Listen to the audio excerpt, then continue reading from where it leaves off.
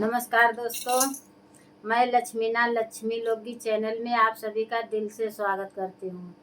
और हमारा देवी पचरा गीत पसंद आए तो लाइक सपोर्ट शेयर जरूर करिएगा। ये हमारी दीदी सुजीता यादव ऑफिशियल,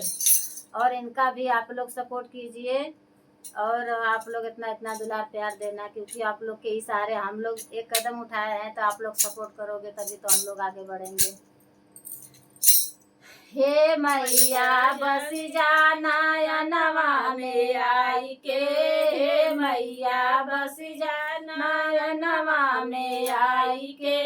बस हमारे बगीचवा में अड़उल के फुलावा, हमारे बागियवा में अड़उल के फुलावा, हरवा पैराई मैया अड़उल गुछाई के, हरवा पैराई मैया अड़उल गुछाई के, ए मैया बस जाना या नवा में आई के, हे मैया बस जाना या नवा में आई के,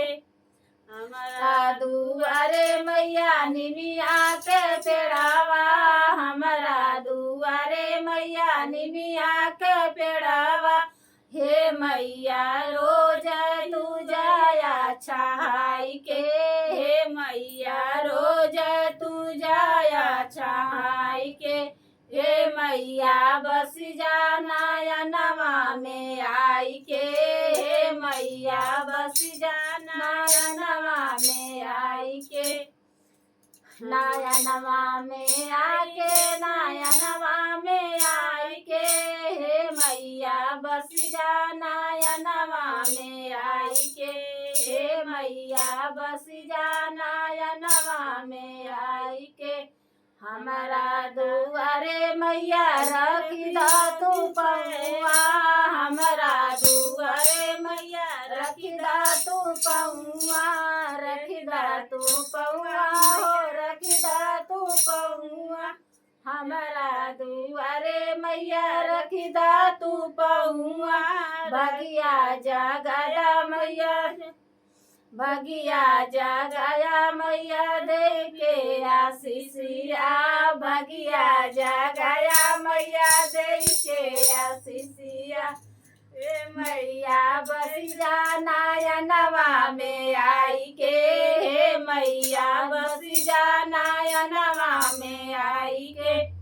हमारे आंगनवा मैया भोगवा लगाई है, हमारे आंगनवा मैया भोगवा लगाई है,